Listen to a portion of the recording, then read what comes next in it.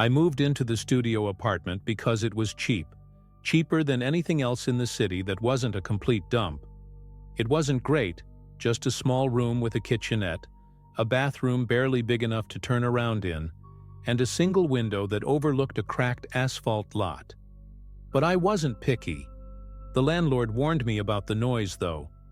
The unit was part of a converted commercial building, and my place was right above a row of storage units. People came and went at all hours, rolling up those heavy metal doors, slamming them shut. I figured I could live with it. Rent was low, and I had no neighbors on either side, just an empty hallway leading to a metal staircase that took me down to the parking lot. It was supposed to be a fresh start.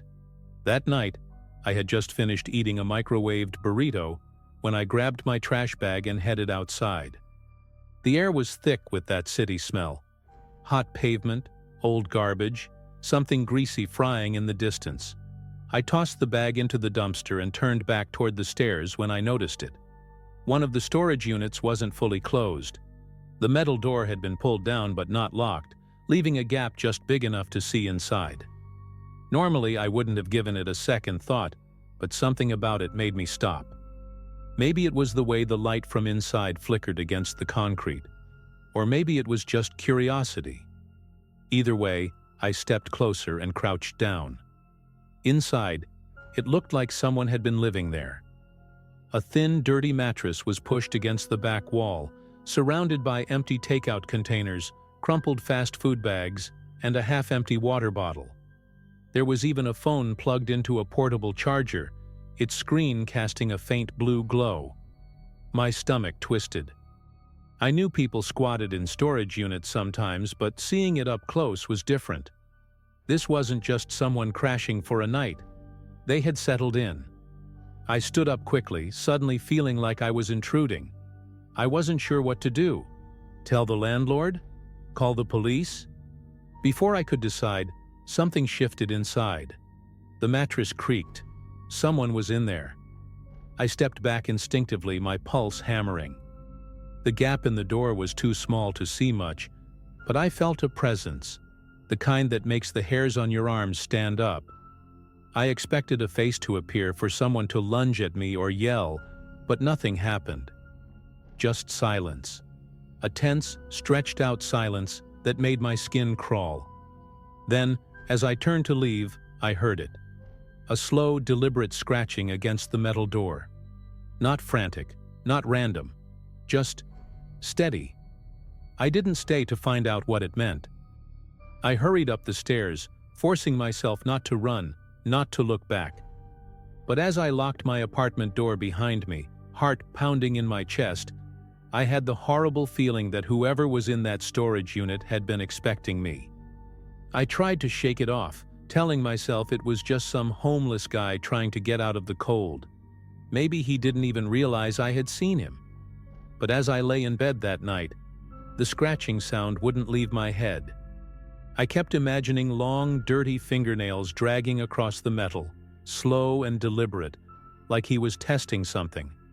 I barely slept, jumping at every little sound from below, rolling doors, distant voices, the occasional thud of something heavy being moved. It was normal storage unit noise, but now it felt different, like I was hearing it for the first time. By morning, I had almost convinced myself I had overreacted. But then, I noticed something. My apartment door was unlocked. I was sure I had locked it the night before. I remembered twisting the deadbolt, checking it twice, but now it clicked open with barely a touch. My stomach turned. I lived alone. No one else had a key. I stepped inside cautiously, scanning the room. Nothing looked out of place. My laptop was still on the counter, my wallet next to it. If someone had been inside, they hadn't taken anything. Still, the feeling wouldn't leave me. The air felt wrong, like something had been disturbed in a way I couldn't quite place. That's when I saw it. The closet door was open, just an inch or two. I never left it open. I stood there, heart pounding, every instinct screaming at me to leave. But I had to know. I inched forward and pulled the door open the rest of the way. Nothing. just my clothes hanging in a neat row, my shoes lined up at the bottom. I exhaled sharply, shaking my head at myself. I was being paranoid. Maybe I had forgotten to lock the door. Maybe the closet door had swung open on its own. I told myself all of that, but deep down I knew better. Someone had been in here. They had stood right where I was standing now, breathing this same air. And worst of all, they hadn't taken anything. They had just been here, watching. That night I pushed a chair against the door before going to bed. It felt ridiculous, like something a kid would do after a scary movie. But I needed the extra security, even if it was just in my head. I lay awake for hours, listening. Every time I started to drift off, I would jolt awake, convinced I had heard something. A creak, a breath, footsteps just outside my door. But nothing ever came. Eventually, exhaustion won. I must have fallen asleep around 3 a.m., because the next thing I remember was waking up to my phone buzzing. A notification. Groggy, I reached for it, but when I saw the screen, every trace of sleep vanished. It was a photo of me, asleep in my bed. And it had been taken from inside my apartment. My hands were shaking so badly I almost dropped the phone. My breath caught in my throat as I stared at the picture. The angle was slightly tilted, like it had been taken in a hurry. The dim glow of my bedside lamp barely lit the frame, but there was no mistaking it. That was me, lying right where I was now. I sat up so fast my vision blurred. My first instinct was to check the door, but the chair was still wedged against it, unmoved. The locks were in place. There was no way anyone had gotten in. And yet, someone had. I scrambled out of bed, flipping on every light in the apartment. My heart felt like it was trying to tear out of my chest. I checked under the bed, inside the closet again, even inside the tiny bathroom cabinet. Nothing. But I couldn't shake the feeling that I wasn't alone. The walls of my apartment suddenly felt too thin, the air too heavy. I checked my phone again, this time clicking on the number that had sent the photo. No name. Just a string of digits I didn't recognize. My fingers hovered over the screen.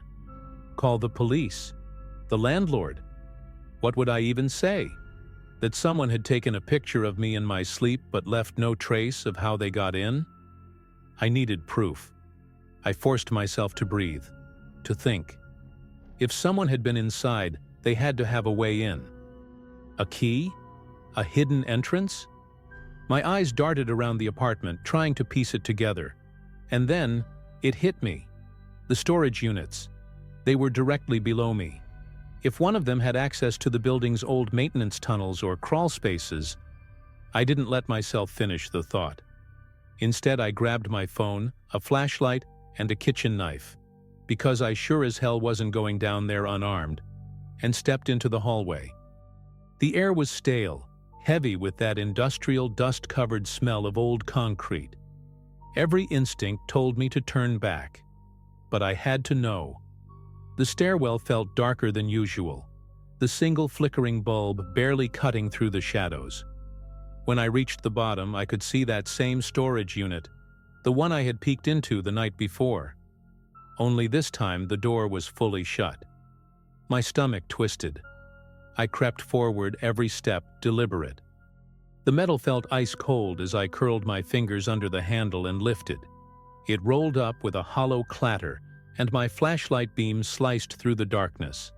The mattress was still there, the empty food containers, the phone plugged into the charger.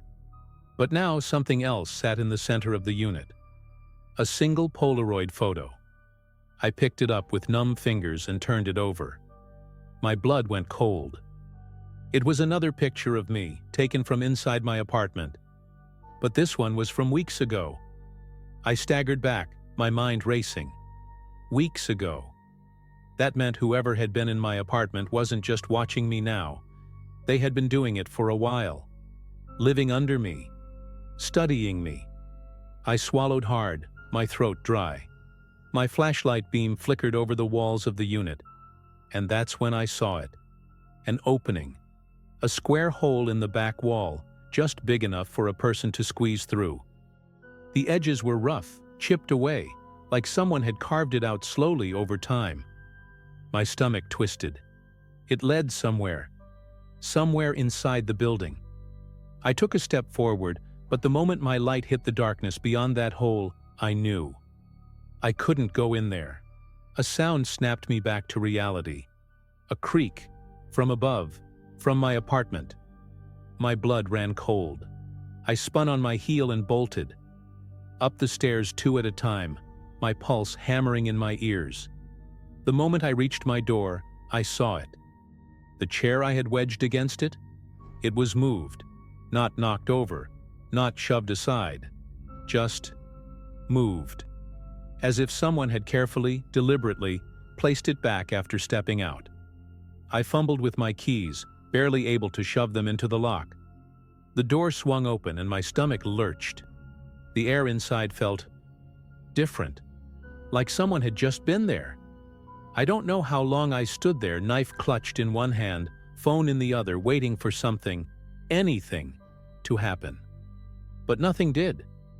No movement, no sound, just my own ragged breathing.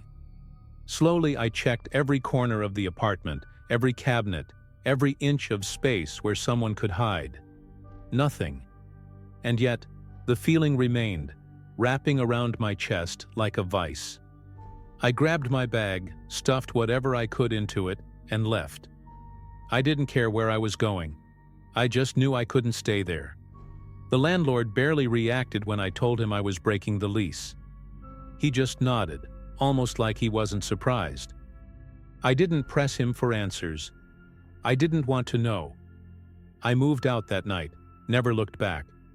But sometimes, when I'm alone in my new place, I think about that hole in the storage unit, about the Polaroid from weeks before, about the fact that, for God knows how long, someone had been watching me, living under me, walking through my apartment while I slept. And worst of all, I have no idea who they were, or where they are now.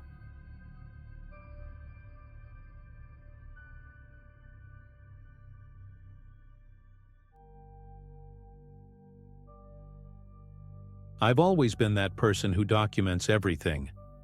Ever since I got my first DSLR in high school, I've had this obsession with capturing moments. Sunsets on campus, my coffee before class, the vintage camera I scored at a flea market. It wasn't just about photography, it was about sharing. Instagram, Snapchat, even Twitter. I was on all of them. People liked my posts, commented on my setups, asked where I got my gear. It felt good, like I had an audience who actually cared. But looking back, I realize now that I was way too careless about what I shared. That night started like any other. It was a Friday, and most of my friends had gone out, but I wasn't in the mood. I had a long day of classes, and all I wanted was to curl up in my apartment, edit some photos, and maybe binge-watch something. I remember snapping a quick shot of my dimly lit living room, the fairy lights, my open laptop, the half-empty coffee mug, and posting it with a casual caption. Finally, a night to myself. Home alone, just me and my camera. The second I hit post, I didn't think twice. Why would I? Maybe 20 minutes passed before I heard it. A noise, just outside my door. At first I thought it was my upstairs neighbor Noah. He was always dropping stuff, weights, shoes, whatever. But this wasn't coming from above. It was in the hallway. A slow, deliberate shuffling, like someone adjusting their footing. My heart did this weird little skip, but I brushed it off. The walls in my building were thin, and people were always coming and going. Still, something about it made me uneasy. I turned off the TV just to listen. Silence. A long stretch of it. Like whoever was outside was standing perfectly still. Then the sound again. Closer this time. Right outside my apartment. My stomach clenched. I told myself it was nothing, maybe just someone waiting for the elevator. But then the worst possible thing happened. The handle of my front door rattled. not a gentle touch, not an accident, a deliberate testing motion, like someone was trying to see if it was locked. My breath caught in my throat. I stared at the door, frozen, waiting for something else to happen. The handle rattled again, harder this time. My heart pounded so loud I could hear it in my ears. I scrambled to mute my phone, suddenly terrified that a notification sound might give me away. My apartment wasn't big, and if someone was outside listening, they'd know I was in here. I thought about calling 911, but what would I even say? Hey, someone jiggled my doorknob? That wasn't a crime. That was paranoia. I crept toward the peephole, my socks silent against the hardwood. I was expecting to see a neighbor, maybe some drunk college kid who got the wrong door. But when I peeked out, my stomach dropped. There was a man standing there. Not knocking, not moving, just standing completely still, facing my door. He wasn't wearing a hoodie or a mask, nothing dramatic like that. He looked normal. Average height, dark jeans, a gray jacket. If I'd seen him on the street, I wouldn't have thought twice. But there was something deeply wrong about the way he just stood there, as if he knew I was watching. I backed away from the door, heart hammering. My brain raced through my options. Call someone? My best friend Emma was out. Probably wouldn't pick up. The campus police? Again, what would I say? My hands were shaking as I locked myself in my bedroom, pressing my back against the door. I wished I hadn't posted that picture. Home alone. I had practically invited this, but no one could have found me that fast, right? That post had barely been up for half an hour. Then, my phone buzzed. A DM on Instagram. I hesitated before unlocking my screen, my fingers clammy against the glass. The message was from an account I didn't recognize. No profile picture, no posts, just one chilling line. Nice apartment. You should really lock your windows too. A cold wave of nausea hit me. My apartment was on the second floor. The windows weren't exactly accessible, not unless you had a ladder or some serious determination. My hands trembled as I clutched my phone, my mind scrambling for an explanation. Maybe it was a sick joke. Someone from campus messing with me? But how would they know my windows were unlocked? The only way they could know was if they were already here. I forced myself to move, my body screaming with adrenaline. My bedroom window was to my left, the blinds half open. I reached for them slowly, terrified of what I might see. The alley below was empty.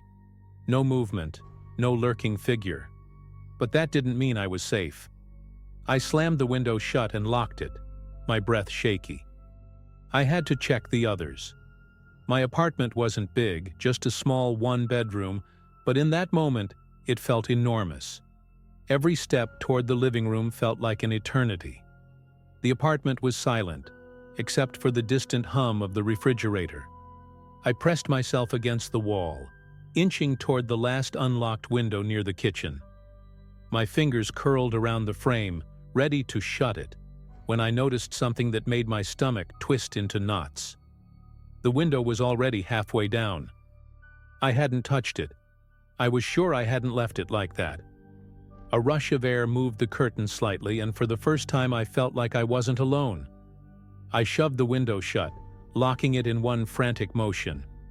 My breathing was too loud, my chest rising and falling in rapid bursts. I needed to do something.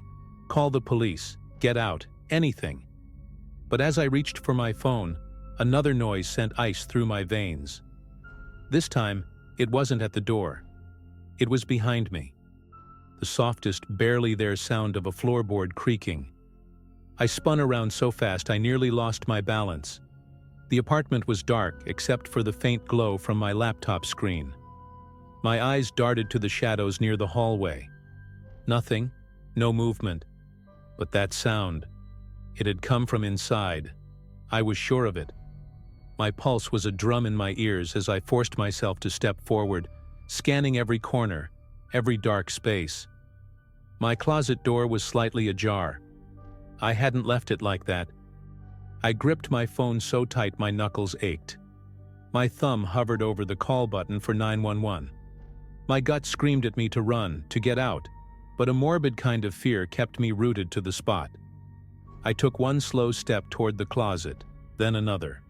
The door creaked as I pushed it open. My own reflection stared back at me from the mirror inside. The closet was empty, but the uneasy feeling didn't go away. Something was wrong. A sudden vibration in my hand made me jump. My phone lit up with another message from the same anonymous account. "You're fast." That was it. Just 2 words. My stomach twisted. My hands shook so badly I nearly dropped the phone. That was enough. I bolted. I grabbed my keys and ran out of my apartment, not stopping until I was outside, the cold air hitting my face like a slap. I called the police from the parking lot. By the time they arrived, my apartment was exactly as I'd left it. Windows locked, door shut, no sign of forced entry. No sign of anyone. They didn't find anything. But I knew what I heard. I knew someone had been inside. I deleted my social media that night. Wiped everything. I never posted my location again. I still don't know who it was, or how they got in. But sometimes, late at night when I'm home alone, I swear I can hear it again. That barely there sound of a floorboard creaking just behind me.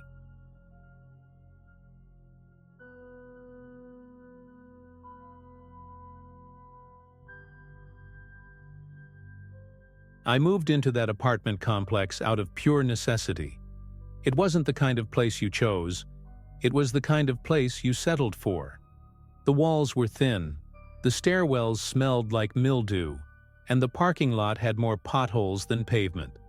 But the rent was cheap, and after my divorce, I didn't have many options. I worked late shifts at a diner across town, getting home well past midnight most nights. It wasn't ideal, but it was what I could afford. I told myself I didn't mind, until I noticed him. At first I thought he was just another tenant. The complex wasn't exactly full of friendly faces, and people mostly kept to themselves. But this man, he never went inside. I started noticing him a few weeks after I moved in. He would stand near the edge of the parking lot just outside the glow of the streetlights, always watching. I never saw him smoking, never saw him on a phone. He was just there. At first I brushed it off. Maybe he was waiting for someone, or maybe he lived nearby and liked to take late-night walks. I tried not to think about it, but every time I came home, there he was. It was when I started altering my routine to avoid him that I realized how much he was getting under my skin. If I saw him standing there as I pulled into the lot, I'd circle the block and wait a few minutes before coming back. Sometimes he was gone. Other times he was still there, unmoving. I started parking closer to my building, sprinting up the stairs instead of taking the elevator. My heart would hammer in my chest until I was safely inside, the door locked behind me. I felt ridiculous. He hadn't done anything. He had never approached me, never said a word. But that was the worst part. He was always just there, like he was waiting for something. Then came the night I got home late, later than usual. The diner had been short-staffed, and I was exhausted. I hadn't even thought about him until I stepped out of my car and heard it, the sound of footsteps. Slow, deliberate, behind me. My stomach turned to ice. I didn't want to look, but I forced myself. A quick glance over my shoulder. It was him, closer than ever before. I didn't think. I just moved. My keys were already in my hand and I gripped them so tightly my knuckles turned white. I took off toward the stairwell, practically leaping up the steps 2 at a time. My heart pounded against my ribs, and my breath came in short, panicked bursts. I could still hear his footsteps. Not running, just walking. Steady, unhurried, as if he knew there was no need to rush. My hands trembled as I fumbled with my keys at my door, my vision blurring from sheer panic. He was right behind me. I could feel it. The moment the lock clicked open, I threw myself inside and slammed the door shut, locking it just as something heavy pressed against it. I backed away, my entire body shaking. For a moment, there was only silence. Then a shift. A soft scrape of fabric against the wood. I knew he was still there. Holding my breath, I crept toward the peephole, my pulse thundering in my ears. I expected to see him walking away, maybe standing a few feet back. But when I looked through the tiny glass circle, my stomach dropped. He wasn't leaving. He was standing directly in front of my door, so close that all I could see was the top of his head. He was waiting. I didn't know what to do. My phone was still in my purse, which I'd dropped somewhere in the panic. I thought about calling the police, but what would I even say? A man was standing outside my door? He hadn't broken in, hadn't threatened me, hadn't done anything illegal. But my instinct screamed that something was very, very wrong. I pressed my back against the far wall, my eyes locked on the door as if staring at it could somehow keep him out. I willed him to leave. Minutes passed, then more, and then, just when I thought I couldn't take it anymore, the shadow in the peephole shifted. He moved, but not away. The next sound made my skin go cold. A soft tap. Not a knock, just the faintest tap of a fingertip against the wood. Tap, tap, tap. Like he was testing the door. Like he was waiting for me to respond. I didn't respond. I didn't move. I barely even breathed. My fingers dug into the wall behind me as I watched the door, every muscle in my body locked in place. The tapping stopped. Silence stretched out so long I started to think. Maybe he was gone. Maybe I imagined it. But then something even worse happened. I heard him exhale. A slow, controlled breath, so close to the door it sounded like he was pressing his mouth against it. My stomach twisted. I wanted to scream, to yell for help, but my voice was trapped in my throat. Then, just as suddenly as it began, the sound vanished. No footsteps, no creaking floorboards, nothing. I waited, my body tense, listening for any sign of movement. After what felt like forever, I forced myself to inch toward the peephole. My hands trembled as I leaned in, my pulse hammering in my ears. He was gone. The hallway was empty. No shadow, no figure. Just the dim, flickering light of the old ceiling fixture. I wanted to believe he had finally left, that it was over. But something about the way he had stood there, so patient, so still, made my skin crawl. I barely slept that night. Every tiny noise sent a jolt of panic through me. I pushed a chair against the door, kept my phone in my hand, and stared at the ceiling until dawn. The next morning, when I finally worked up the nerve to step outside, I noticed something I hadn't before. On the floor, just beneath my peephole, was a single, small smudge, like the oily imprint of a forehead pressed against the door. I swallowed hard, forcing myself to keep moving, pretending I hadn't seen it, pretending it didn't mean what I thought it did. I never saw him again after that night. I don't know why he was there or what he wanted. Maybe he got bored. Maybe he found someone else, or maybe he was just testing me to see how easy it would be to get inside. I don't know, and I don't want to know. A month later, I broke my lease and moved out. It cost me nearly everything I had, but I didn't care, because sometimes the worst kind of fear isn't the kind that chases you.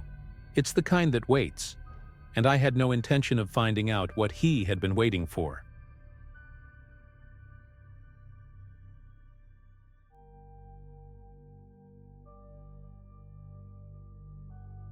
I still don't know how they knew, how they found this place, how they knew I'd be alone.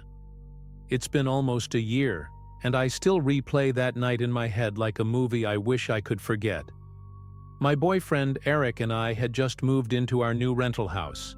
Nothing fancy, just a small 2-bedroom in a quiet neighborhood outside of Denver. We were excited, ready for a fresh start. After years of crammed apartments, It felt like a step up, a real home. The first week was a blur of unpacking, late-night takeout, and figuring out which cabinets made the least noise when we opened them. It finally felt like things were falling into place. Then everything changed.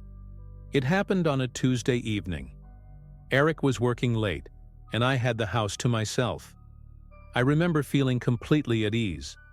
I had lit a candle, put on a show in the background, and was scrolling through my phone on the couch. I didn't even hear them at first. The first sound was more of a thud than a knock, like someone shoving against the door frame. Then, before I could process it, a second, much louder crash. The front door burst open so hard it slammed against the wall. My stomach dropped. I was frozen for a second, my mind struggling to catch up with reality. By the time I jumped up, 2 men were already inside. They were wearing masks, cheap plastic Halloween masks that made their expressions even more unsettling. One was taller than the other, broad-shouldered, moving like he'd done this before. The other was leaner, jittery, gripping a gun so tightly his knuckles were white. "Sit down," the taller one barked, motioning to the couch. I felt my legs buckle beneath me as I obeyed. My heart was pounding so hard I thought I might pass out. At first, I thought it was a robbery. I was ready to hand over my phone, my laptop, whatever they wanted. But then the taller man leaned in closer, his voice lowering. "Where is it?" he demanded. I swallowed hard. Where is what? My voice barely came out, barely sounded like mine. The man's eyes narrowed behind the mask.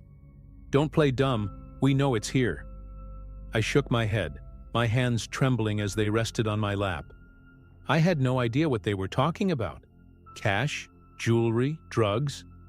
My mind raced through every possible thing they could be after, but nothing made sense. This wasn't a random break-in. They weren't here for money. They were here for something specific, something I didn't even know existed. The shorter guy shifted on his feet, glancing toward the front window like he was checking for headlights. He was nervous, more unpredictable. The gun in his hand wasn't just for show. I could feel it in the way he held it, like he'd use it if things didn't go their way. "We don't have time for this," he muttered. The taller one didn't even look at him. He just kept staring at me, like he was trying to read my face.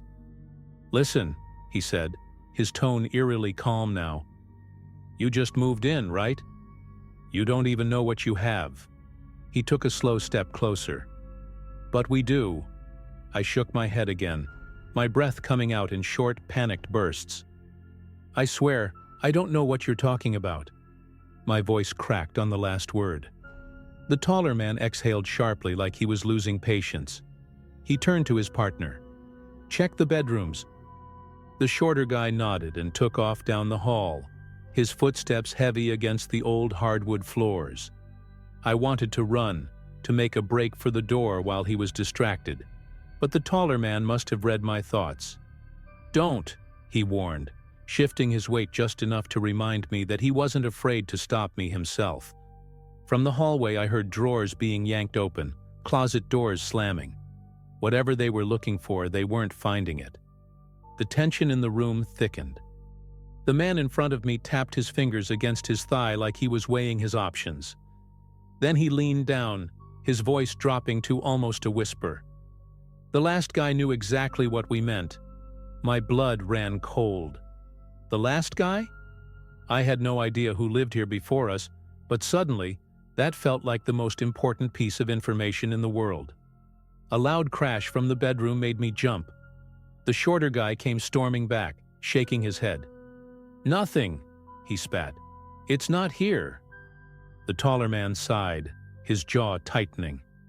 For a second I thought maybe they'd just leave. Maybe they'd realize they were wrong and disappear into the night. But then the taller man tilted his head, studying me again. "She's lying," he said. And just like that, I knew this wasn't over. The shorter guy clenched his jaw, gripping the gun tighter. "Then we make her talk." My stomach twisted. My whole body felt cold, like my blood had stopped moving. "I'm not lying. I said quickly, my voice shaking. "I don't know what you want, I swear." The taller man sighed again, but this time it sounded almost disappointed, like I was wasting his time. He turned, scanning the room, then his eyes landed on my phone, still sitting on the coffee table where I'd left it. He grabbed it and held it up. "Who else knows you're here?" I swallowed hard. "My boyfriend. He's on his way home." It was a lie, and I knew they could probably tell. The shorter guy scoffed, shaking his head, but the taller one just kept looking at me, considering. Then he did something that sent my heart into a full sprint. He unlocked my phone. Just like that. No hesitation, no wrong attempts. My stomach dropped. He knew my passcode. He scrolled for a second, his thumb moving over the screen, then turned the phone around to show me. It was a text conversation. One I had never seen before. The messages were between someone named T and a number I didn't recognize, but the texts, they were from me, or at least, from my number. T, "It's still in the house." Me, "Are you sure?" T, "Yeah, it was never taken." Me, "Then we need to move fast." My breath hitched. My head was spinning. "That's not me," I whispered, my voice barely there. My whole body was trembling now, but not just from fear. From something worse, something deeper. The realization that this wasn't just a home invasion. This was something else. Something I wasn't supposed to be a part of. The taller man studied my face, and for the first time I saw something shift in his expression. A flicker of hesitation? Doubt? Then, just as suddenly, he looked at his partner. "We're leaving." The shorter guy didn't move. "What? We can't just—" "She doesn't know," the taller man cut him off, his voice firm. "She's not part of this." He turned back to me, tilting his head slightly like he was seeing me for the first time. "You really don't know, do you?" I shook my head, my throat too tight to speak. My entire body was locked in place, frozen between terror and confusion. What did they mean? What was in this house? Who had been using my number? My mind spiraled with questions, but before I could get a single answer, the taller man tossed my phone back onto the couch. "Forget this happened," he said, his voice low but heavy with something that felt like a warning. Then he nodded to his partner. "We're done here." The shorter guy looked like he wanted to argue, but after a second he gave in. Without another word, they both moved toward the door, disappearing into the night as fast as they had come. I sat there paralyzed, listening to their footsteps fade, then to the silence that followed. It took me almost a full minute before I could move. My hands shook as I grabbed my phone, my stomach twisting as I scrolled through my messages. The conversation was gone, erased, like it had never been there. That was a year ago. Eric and I moved out of that house a month later, but the questions still haunt me. Who was T? What were they looking for? And why did they think I was involved?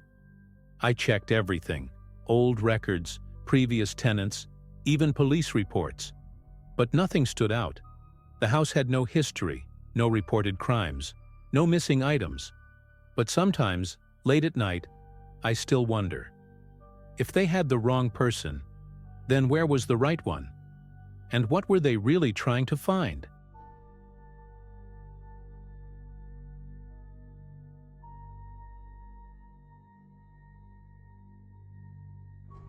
I was 17 when this happened.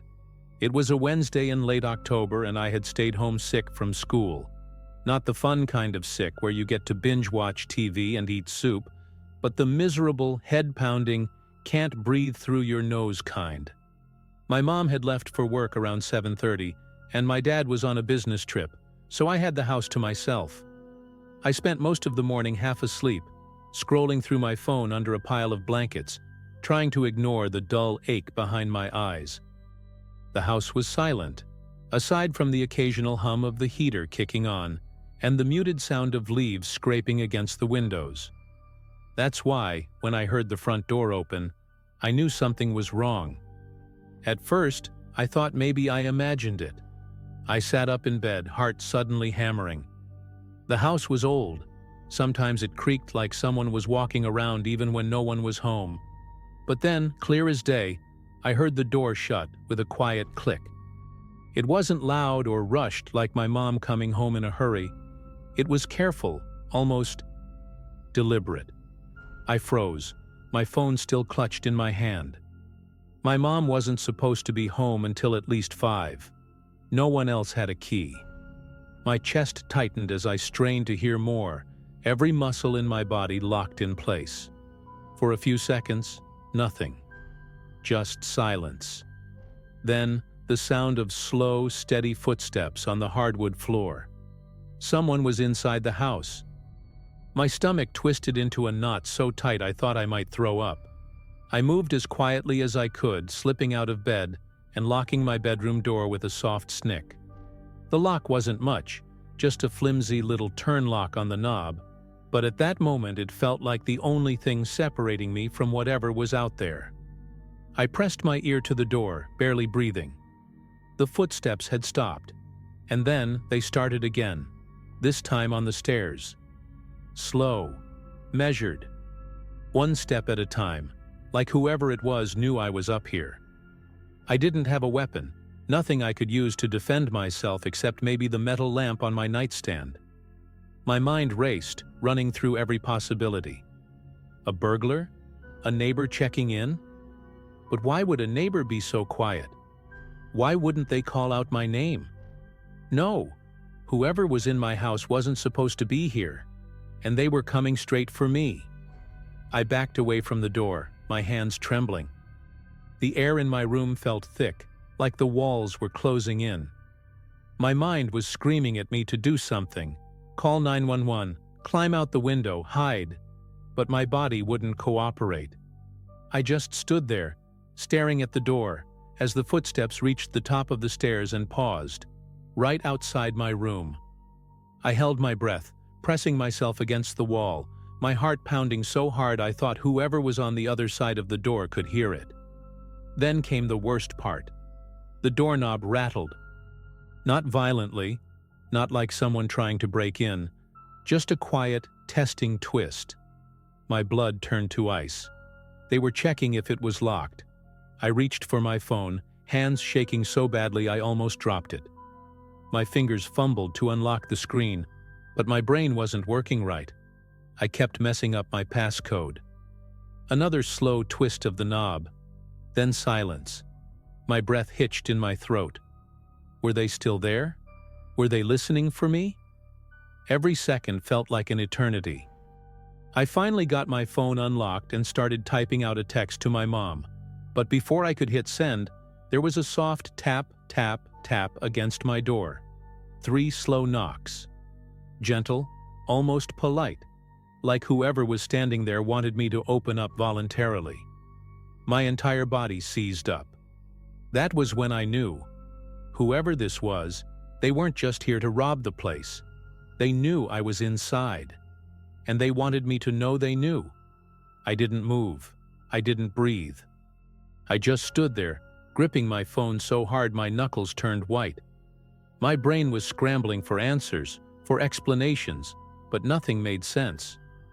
This wasn't normal. A burglar wouldn't knock. A neighbor wouldn't sneak up the stairs like this. And the way they tested the lock, it was like they were waiting for me to make a mistake. Then, just when I thought they might have left, I heard something worse than the knocking. A whisper, right against the door. I couldn't make out the words. It was too soft, too low, but the sound of it sent a cold shiver down my spine. My stomach dropped, and I had to cover my mouth to stop myself from making a noise.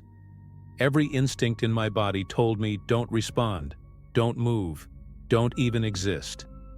I swiped to dial 911, but before I could press the call button, the whispering stopped. A beat of silence.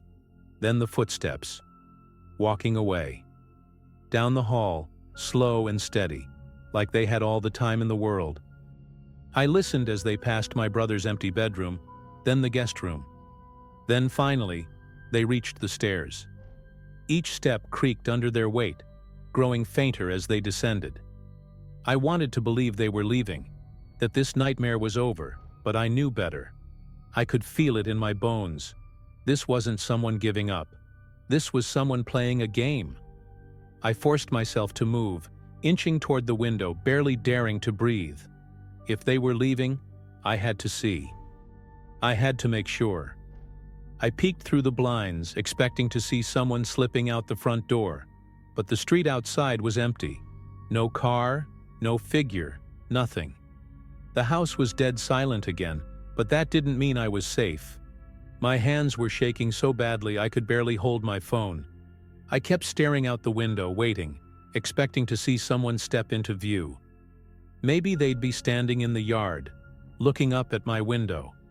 Maybe they'd be in the street, watching from a distance. But there was nothing. No movement at all. I turned back to my room, forcing myself to think. If they'd left through the front door, I would have heard it open and close. But I didn't. That meant they were still inside. The realization sent a fresh wave of panic through me. I was trapped. If I tried to run, I might come face to face with whoever was in my house. If I stayed, I was just waiting for them to come back. I pressed my ear to the door again, my breath shaky and uneven.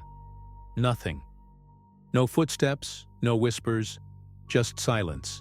And then, a sound from the closet. Not loud, just a tiny shift, like someone moving a foot. My whole body locked up. My closet was open when I went to bed. I was sure of it. But now, the door was almost closed. Not all the way. Just slightly ajar. A wave of cold dread washed over me. I had been so focused on the door, on the footsteps, that I never even thought to check behind me. What if they had been in here the whole time? What if they had never left? My throat was dry. My pulse pounded in my ears. I felt like a deer caught in headlights, completely frozen. And then, as if to confirm my worst fear, the closet door moved, just an inch. Just enough to let me know. They knew I was looking. I couldn't stay in that room. Every instinct in my body was screaming at me to run, to get out now. But I knew I had to be smart. If I made a noise, if I moved too suddenly, whoever was in that closet might decide to act. I took the smallest step back, gripping my phone so tightly my fingers ached. My breath was shallow, my whole body locked up with fear. Then, my phone buzzed. A single vibration. A text from my mom. Just one word. Home. I couldn't think. I lunged for the doorknob, twisted it so fast I almost tore the lock off, and threw the door open. The hallway was empty. The stairs stretched out in front of me, leading straight to the front door. I sprinted. My socks slipped on the wood, my shoulders slammed into the wall, but I didn't stop. I flew down the stairs, grabbed the front door handle and yanked it open just as my mom's car pulled into the driveway. I stumbled outside, gasping, shaking so hard I could barely stand. My mom's face twisted with confusion as she stepped out of the car. "What are you doing? What's wrong?" she asked, concern creeping into her voice. I turned back to the house, expecting to see someone standing in the doorway watching me. But the door stood open, revealing nothing but an empty hallway. I told her everything. She called the cops and they searched the house from top to bottom. They found nothing. No signs of forced entry. No footprints, no unlocked windows, nothing missing. The officers told my mom it was probably a bad dream, maybe a fever hallucination from being sick. But I know what I heard. I know what I saw. That night, I locked my bedroom door and stared at my closet for hours, too afraid to close my eyes. I haven't stayed home alone since, and I never leave my closet door open anymore.